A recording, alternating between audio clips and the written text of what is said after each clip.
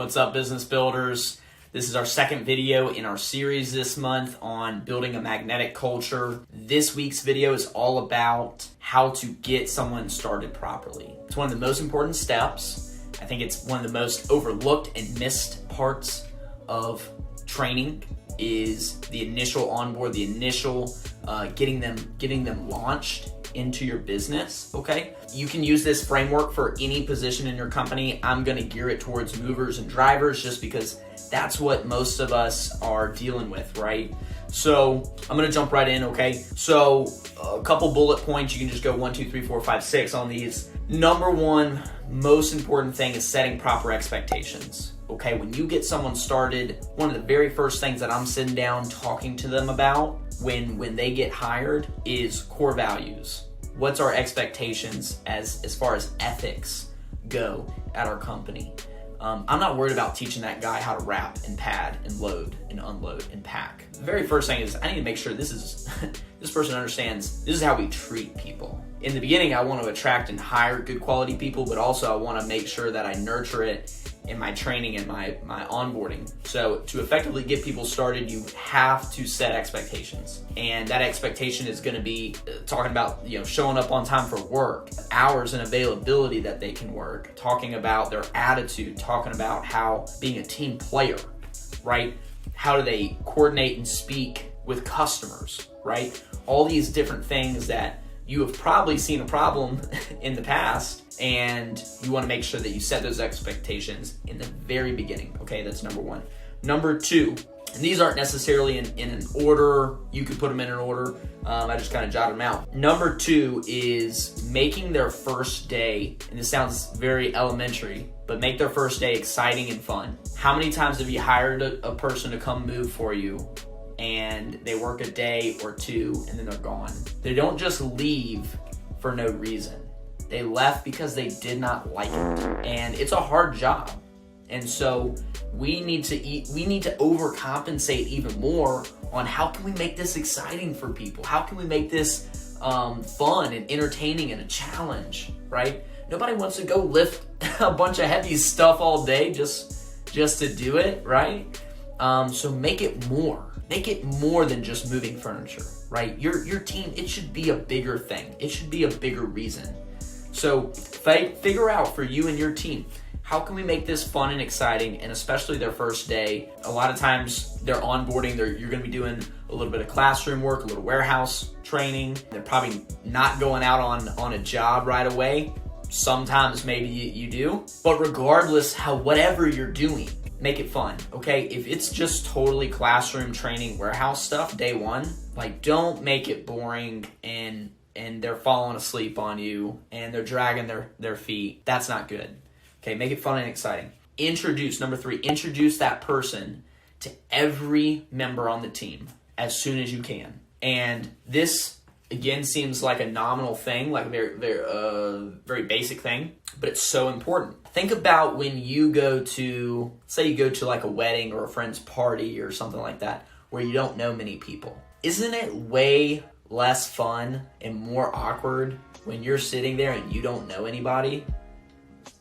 Think about that perspective of when you're a new employee and I just got hired at a company where I don't know anybody. People want to do things with their friends, right? So, and this is why referrals from your current employees usually work out better, because they like working with their buddies.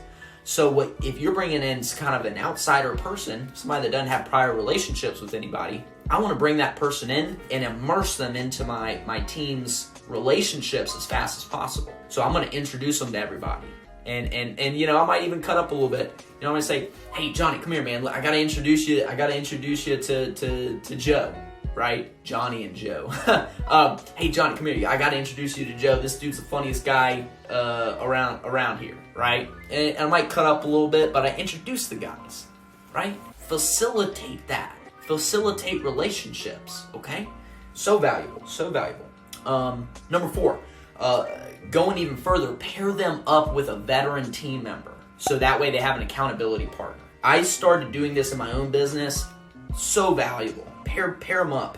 So what I'm going to do is I'm going to bring that new person in, and they're going to get assigned and teamed up with a veteran crew leader. It doesn't mean that they're gonna go on the exact same jobs every day. What's just gonna happen is that that's a much more intimate relationship I'm gonna initiate for them right away.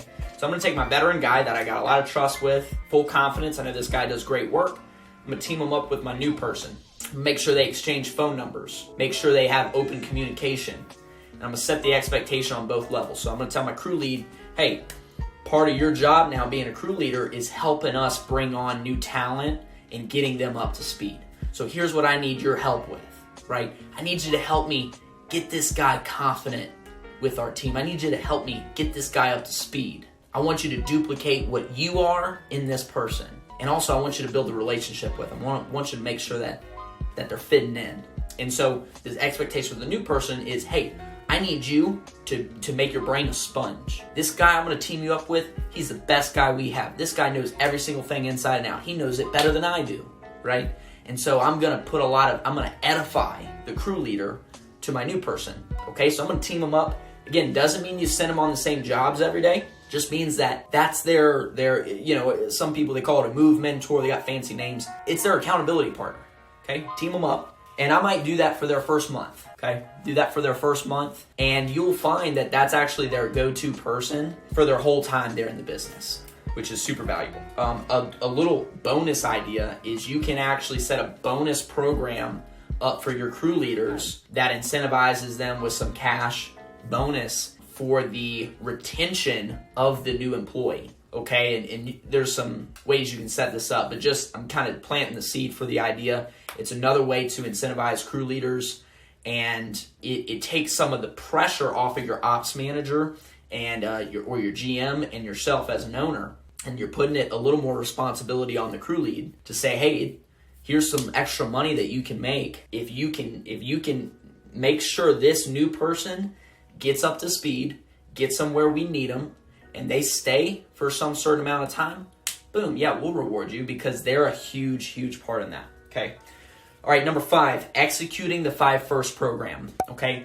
I'm not gonna go break that whole thing down. There's another video that we've done, go check that out. But the 5 First program is a retention strategy. It's basically 5 different points where you're doing check-ins with the person and super pivotal in their first month. So executing the 5 First program. Number 6, having a competency checklist that new hire has to essentially pass. So you want to put it together, a competency checklist in your business, and great for movers. And basically, you want them to get almost checked off and proven on different skill sets. Okay, and that can be different. There's lots of different pad wrapping, so you could break that up into different parts, different types of packing, how to tier, how to unload, how to deal with the customer, how to drive trucks, all these different things that are skill sets that are required to do this job. You can build out a competency checklist. You can build it as extensive or as small as you want, and you can have levels to it. So you could build your business to where you have like a level 1 mover, a level 2 mover, level 3 mover, level 4.